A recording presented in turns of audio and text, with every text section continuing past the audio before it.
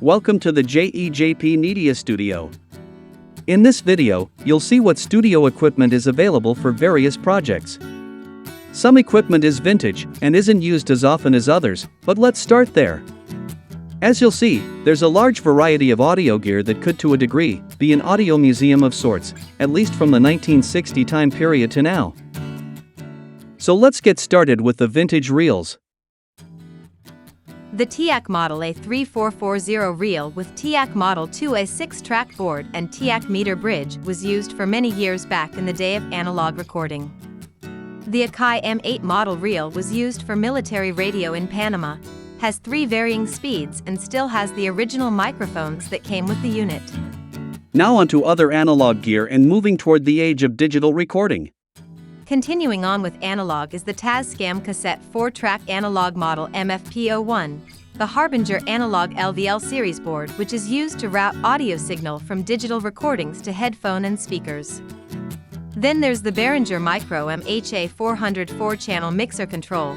The studio has 2 of this model, for headphone for distant recording in the vocal booth, and an additional unit if recording more than 2 people for perhaps a podcast type setting.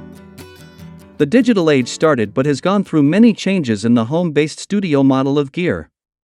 Let's check out the 3 recorders purchased for the studio as recording technology was evolving. Now we move into the digital world. The original were standalone DAWs, all non-computer based DAWs. There's the Fostex 4-track model FD4, which when released, didn't come with an internal hard drive but you had to use an iOmega zip drive connection for storage and archive. This was one of the earlier portable non-computer-based DAWs. The other 2 recorders are Tascam 8-track Portastudio DP01FX and the 24-track Portastudio 2488 DAW. Both are portable or could be used as mixers or for any number of uses for routing audio signal. And now we come to the computer-based recording.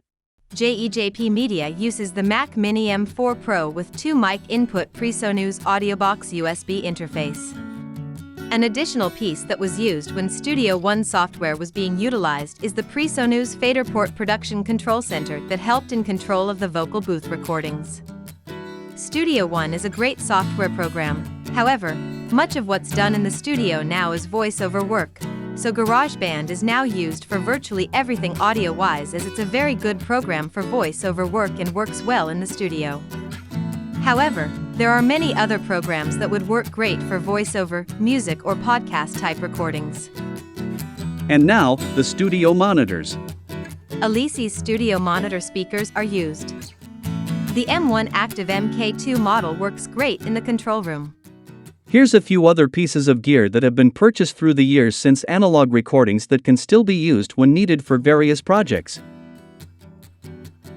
The analog Mackie 32 board model SR324VLZ Pro has multiple functionalities. It can be used for larger projects for moving audio signal around, can possibly be used as a patch bay and can be used on many analog projects. Along with that is the various components for VHS tape to digital recordings, both CD and DVD with ILO models, and others along with the ASUS CopyStar DVD and CD high-speed duplicator. Other variety of components are mostly analog, the BSR EQ1, the PreSonus Tube PRE preamp, the Boss SE50 multi-stereo processor, the LLC's compressor limiter model 3630, and CD duplicator from Philips, and cassette duplicators from TIAC, the W410 model. And now, the Cloudlifter. The Cloudlifter CL1 is used as an inline microphone preamp that helps with boosting signal when needed. Onto dynamic microphones. Dynamic mics that are used are Audio-Technica models PR40 and the DR-VX1, and the standard for many studios, the Shure SM58 and SM57, and Sennheiser E815S model, also the Rode PodMic broadcast quality podcast microphone. There's an Audio-Technica model DR-DRM drum microphone system available as well with 3 snare and tom microphones along with the 1 kick and/or tom. And if there's not a drummer kit available, here's an item that can be used. Also there's the drum machine from Boss DR550 MK2, Dr. Rhythm, that can be used if drums aren't available.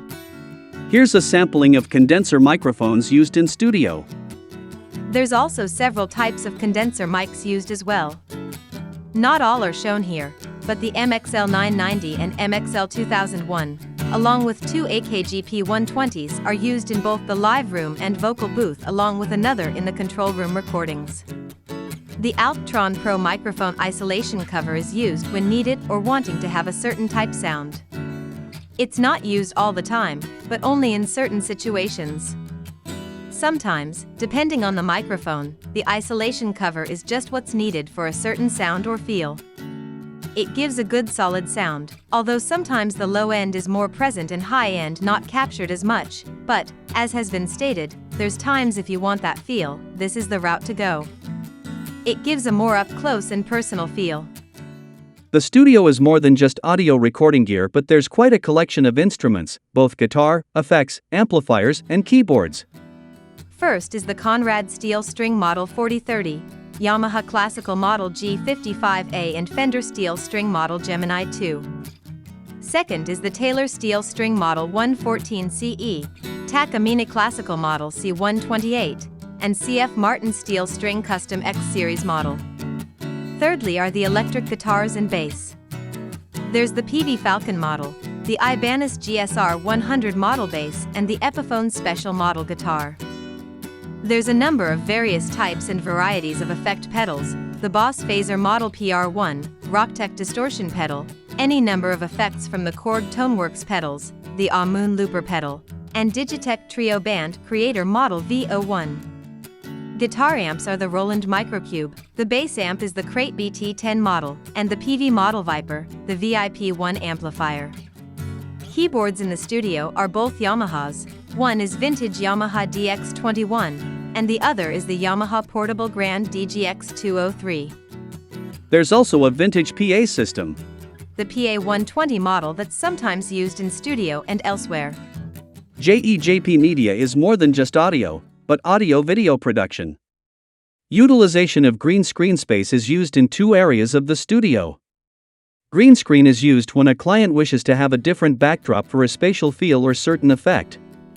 There's two green screen spaces, one in the vocal booth for video shorts recordings, the vertical type, and a larger green screen space in the control room for more horizontal recordings and for needs of a larger set. At that same location is another computer workstation mainly used for animated type video recording ideas, but also the work table is converted to holding cameras, teleprompter, or additional lighting. So there you have it. This was just a quick rundown of various gear, instruments, and options to help clients have a wide variety of choices to create the best possible presentation needed. Contact JEJP Media or visit the website. Thanks for watching.